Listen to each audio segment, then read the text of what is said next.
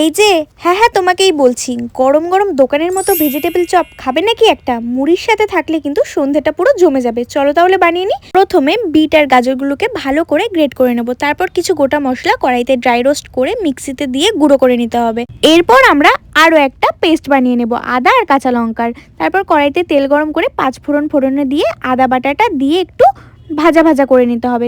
এরপর এতে দেব ছাড়িয়ে রাখা মটরশুঁটি আর গ্রেট করে রাখা গাজর আর বিটগুলোকে একটু নাড়িয়ে চাড়িয়ে দিয়ে দেবো পরিমাণ মতো লবণ। এরপর এটা ঢাকা দিয়ে সেদ্ধ হতে দেবো।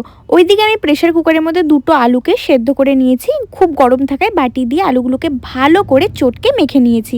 তারপরে চটকানো আলুগুলো কড়াইয়ের মধ্যে দিয়ে দেবো আর দেব কিছুটা বাদাম গুঁড়ো করা সেই মশলাটা আর কিছুটা ধনেপাতা কুচি দিলেই কিন্তু আমাদের চপের মিশ্রণ রেডি।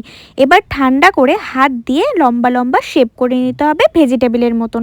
দেখো আমি এখানে সব কটা চপ এক এক করে বানিয়ে নিয়েছি। ও মা, কি সুন্দর লাগছে তাই না দেখতে, লাল লাল টাইপের।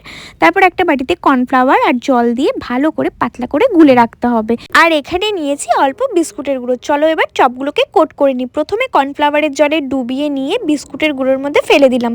এবার বিস্কুটের গুঁড়োয় ভালো করে চপগুলোকে কোট করে নিতে হবে। তোমরা কিন্তু চাইলে এরকমভাবে ডবল কোটও করতে পারো, আমি সিঙ্গেল কোটই রেখেছি, খেতে ভালো লাগে। তারপরে দেখো এরকম করতে করতে আমি সব চপগুলোকে একসাথে বানিয়ে নিয়েছি।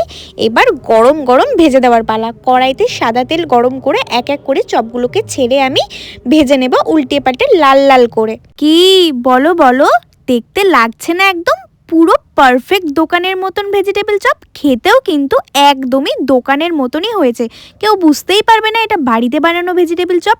এতটাই টেস্টি হয়েছিল। ভিডিওটি ভালো লাগলে যাওয়ার আগে একটা লাইক করে চ্যানেলটি সাবস্ক্রাইব করে যেও। দেখা হচ্ছে নতুন কোনো ভিডিওতে। টাটা।